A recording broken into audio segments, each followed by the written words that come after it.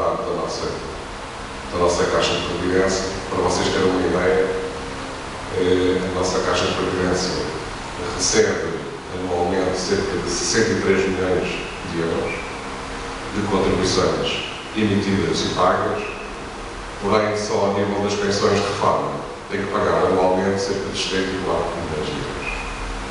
Portanto, só aqui verifica-se desde logo um déficit de cerca de 10 milhões de euros. Obviamente que as despesas da Caixa não são só relativas às pensões de reforma, temos muitas outras coisas, nomeadamente com as despesas relacionadas com a administração, que andam à volta de 2 milhões e 600 mil euros. Temos os subsídios de sobrevivência que andarão à volta de 6 milhões de euros. Temos o nível de comparticipações e benefícios, nomeadamente na maternidade, saúde, subsídio funeral, essas coisas todas que andarão à volta também de 2 milhões e 800 mil euros, 2 milhões e 700 mil euros. E, portanto, tudo isso somado, obviamente, dá um déficit que poderá rondar os 37 milhões de euros. Estes 37 milhões de euros, que foi no exercício de 2015, só não foi 37 milhões de euros, foi 19 milhões 900 e tal mil, porque, felizmente, a Caixa, no ano de 2015, teve mais-valias a nível dos investimentos bolsistas a nível internacional, da ordem dos 30 milhões. E isso é que fez com que, de facto, o déficit fosse só praticamente 20 milhões e não fosse mais que isso. Nós temos um fundo de garantia que está avaliado em 521 milhões de euros. Este fundo de garantia parece muito, mas se pensarmos que se tivermos um déficit da ordem dos 30 milhões de euros anual, ao fim de 10 anos, praticamente já mais de metade já desapareceu. A tendência da evolução das pensões de reforma é muito preocupante.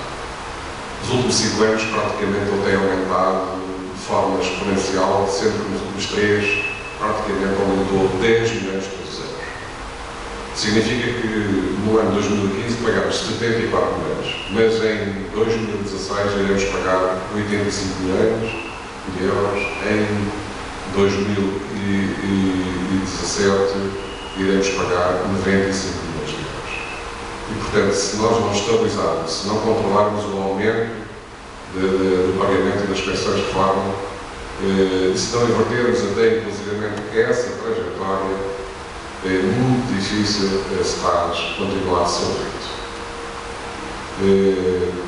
A expectativa da atual direção foi aumentar, obviamente, a taxa de 17% para 24% para tentar combatar esse déficit. Só que isso também é outro problema muito grave. Porquê? Porque nós temos 20% das contribuições que são emitidas nos últimos 4 anos, 20% das contribuições emitidas não foram pagas. Quer dizer, há muitos colegas que não pagam as suas contribuições por razões de diversa ordem, nomeadamente de impossibilidade económica e financeira dos próprios.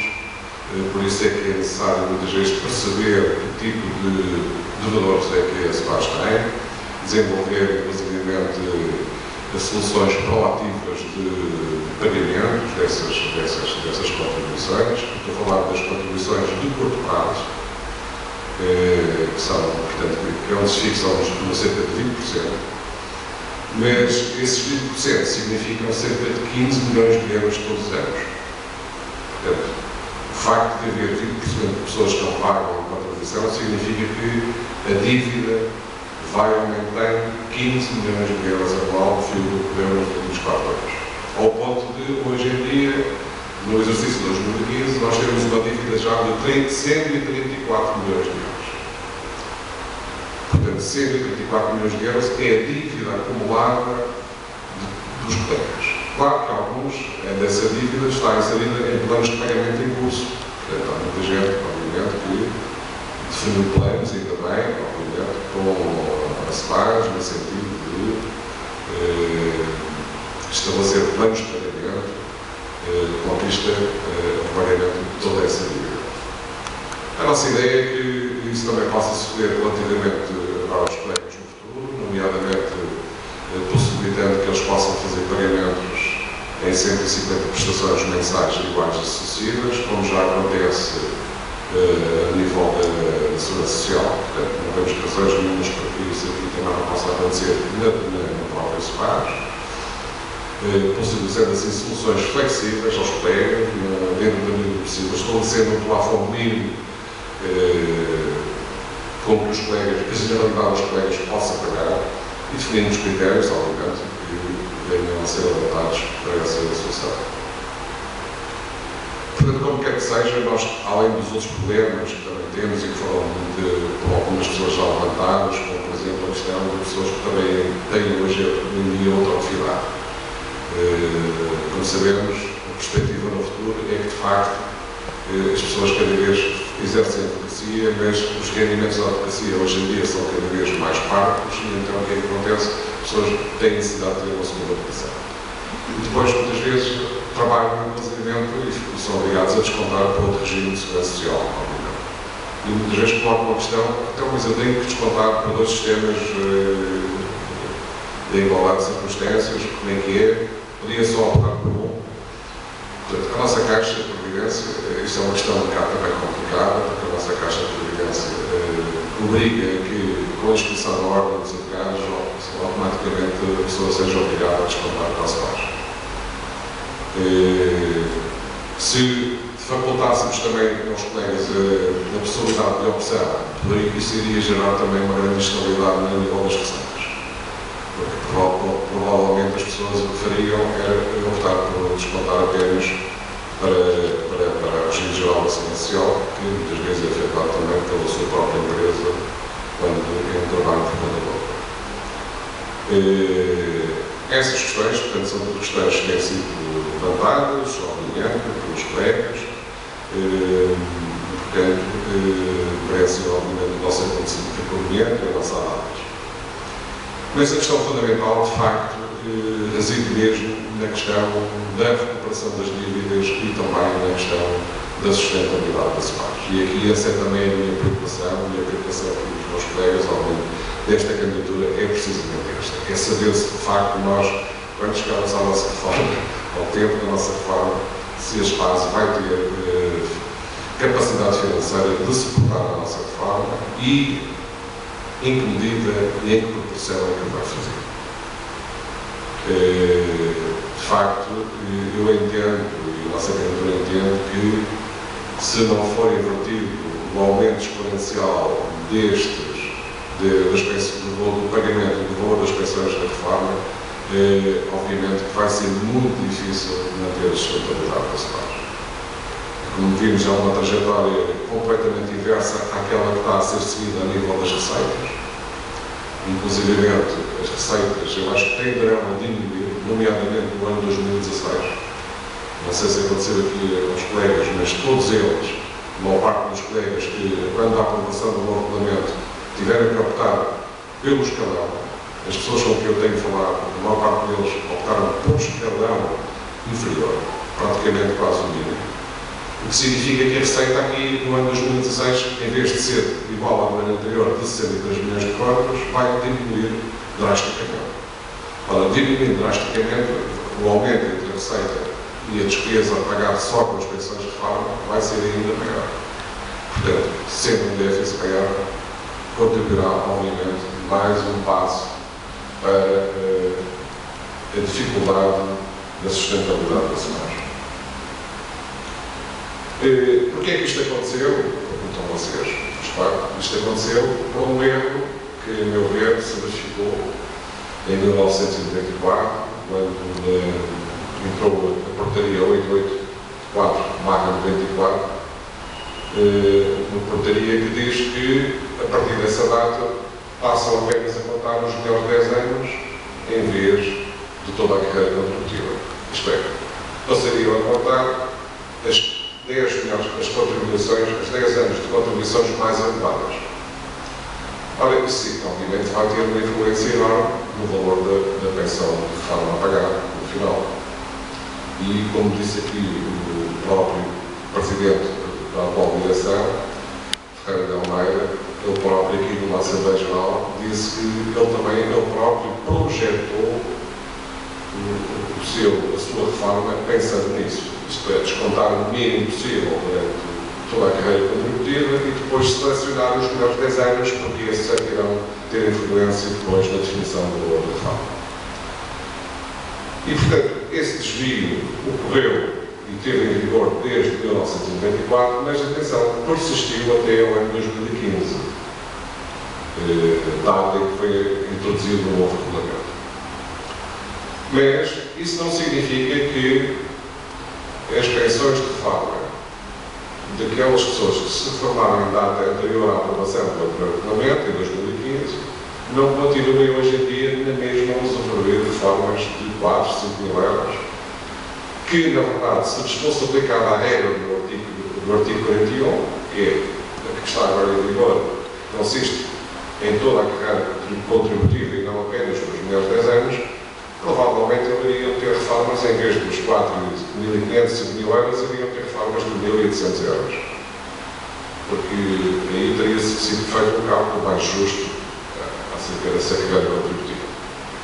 Portanto, nós não podemos concordar com essa situação, entendemos que isso deverá ser alterado, entendemos que esse é o caminho a seguir para que realmente esse passo possa ter sustentabilidade, possa, no futuro, garantir o pagamento das nossas reformas quando lá chegarmos, sem o qual, muito dificilmente, isso ocorrerá. Para ter uma ideia também, o nível das dívidas racepadas também tem aumentado drasticamente de 15 milhões por ano, 15 milhões de euros por ano. E, portanto, essa situação, do outro lado, também tem feito com que a CEPAS não disponha dessas verbas e tenha dificuldade em as recuperar, até porque muitos desses créditos da CEPAS, dada a natureza de ser uma dívida muitas vezes antiga, ela hoje em dia encontra-se escrita, portanto. E sucede que grande parte desses créditos dificilmente serão recuperáveis, tendo a sua natureza prescricionária da dívida. Isto sucedeu porquê? Sucedeu porque, de facto, a CEPAS nunca, durante muitos anos, acionou os mecanismos legais que teria à sua disposição para poder recuperar esses créditos. A partir do momento em que nós tenhamos um sistema contributivo de previdência que não preveja uma situação de cobrança coerciva das dívidas, as pessoas, na generalidade, tentam deixar isso para o último. Portanto, e a tendência é deixar andar e não pagar. É verdade que isso também faz com que as pessoas depois não tenham reforma. Como sabem, se algum de nós tiver uma dívida à Caixa de Previdência, no momento em que se reformar, também não vai ter direito à reforma. Portanto, ele próprio também vai ser penalizado. E, portanto, até para o colega vai ser muito difícil também essa situação. Que estiver, obviamente, nessa situação. Portanto, já definimos aqui algumas situações, na nossa opinião, que podem ser preocupantes. Há colegas que falam de outras fontes alternativas de financiamento das CEPAS, além daquelas que resultam das contribuições e dos rendimentos dos nossos prédios.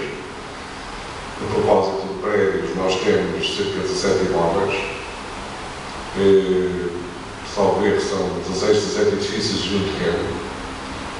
Esses imóveis estão avaliados em 70 milhões de euros. Mas para vocês terem uma ideia, do qual se encontra este palácio também, que é nosso, para enquanto, que está avaliado em 6 milhões de euros, segundo o relatório de contas do exercício 2015.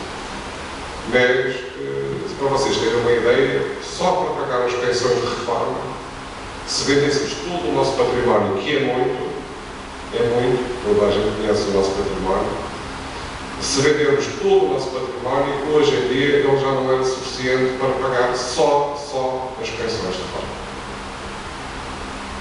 Portanto, isto dá-nos que pensar. Portanto, e de facto, estas situações, por isso é que falo também das situações das fontes alternativas de financiamento. Porquê?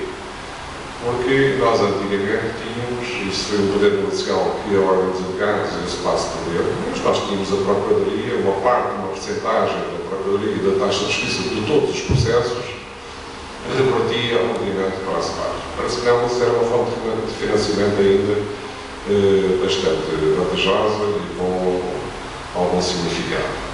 Aliás, ainda existem processos pendentes antes da revogação destes diplomas legais que estiveram em vigor, até 2013 e depois um deles e o outro em 2016. Portanto, diria mesmo que isto também seria, sim senhor, uma fonte alternativa, só que nós precisamos de poder negocial junto com o Ministério da Justiça e, obviamente, e também do Ministério da Segurança Social para conseguir, obviamente, isso. E muitas vezes os advogados, os solicitadores, as agências de execução precisarão de estar, obviamente, organizados e unidos para conseguir esses objetivos. Muitas vezes a nossa classe, também sabemos isso, não está suficientemente organizada, encontra-se mais a tentar discutir questões políticas, de listas, e não, sem deixar, e não veem por isso os objetivos comuns, os interesses comuns que são inerentes à nossa classe. Portanto, eu também faço uma crítica a todos nós, advogados, solicitadores e agentes de execução.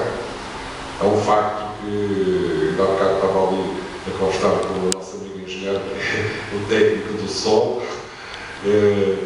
e ele próprio me dizia que, de facto, há fraca afluência que se tem nestas coisas. E, portanto, não fosse muitas vezes a nossa insistência para trazer aqui alguns amigos que estão preocupados, alguns colegas. De facto, nós comunicamos, enviamos e-mails, dizemos que queremos dar a conhecer as nossas soluções, queremos ouvi-los, mas muitas vezes nessas situações isto também não aparece. E, portanto, temos que fazer aqui também, cada um de nós, a meia culpa, não os que estão aqui, obviamente, mas aqueles colegas que muitas vezes vêm ter connosco e reclamam por isto e por aquilo, mas depois, quando é na oportunidade, não dão o seu contributo. Portanto, na verdade, são estas as questões que, de facto, nos preocupam. É o aumento da taxa contributiva que nós não concordamos, portanto, 17,24. Somos aí frontalmente contra. Achamos que os advogados, solicitadores de execução, não têm capacidade sequer para pagar isso. Além de que isso só irá gerar maior incumprimento. Isso é um outro problema. Se nós hoje em dia, com o escalão mínimo a 180 euros, já temos 20% de incumprimento todos os anos, se aumentar para 24%, isto é, para 300 euros, que é o que irá ocorrer no ano 2020, a taxa de incumprimento iria necessariamente aumentar e não nos espantaria que em vez dos 20% pudesse situar-se nos 30% de incumprimento. Portanto, esse 30% de incumprimento iria gerir, obviamente, gerar com certeza ainda menos receita relativamente ao despesa. Também entendemos o seguinte, que se aplicássemos a fórmula do artigo 41 a todos os beneficiários reformados, com base em toda a carreira contributiva, portanto, aplicá-la a todos sem exceções, isso iria permitir não só a sustentabilidade desse prazo, mas iria permitir um aumento significativo, à volta de 15 a 20%, daquilo que é a expectativa de reforma, do valor da reforma, da nossa pensão de reforma atualmente. Porquê? Porque ser possível permitir um aumento do valor da taxa percentual de 2 para 2,5 consta do artigo 41. Portanto, era possível fazer uma melhoria ainda daquilo que vai ser a expectativa atual da nossa pensão de reforma. Mas isso é se todos contribuíssem também para o problema da sustentabilidade. Esse é outro problema. Achamos que não é só os advogados atuais e vendedores que têm que resolver o problema de sustentabilidade. Aquelas pessoas que estão reformadas, que injustamente estarão a receber hoje em dia uma pensão de reforma para a qual não descontaram, porque se tivessem descontado para ela, nós não temos nada contra reformas de 5 mil euros ou 10 mil euros, aquelas que forem.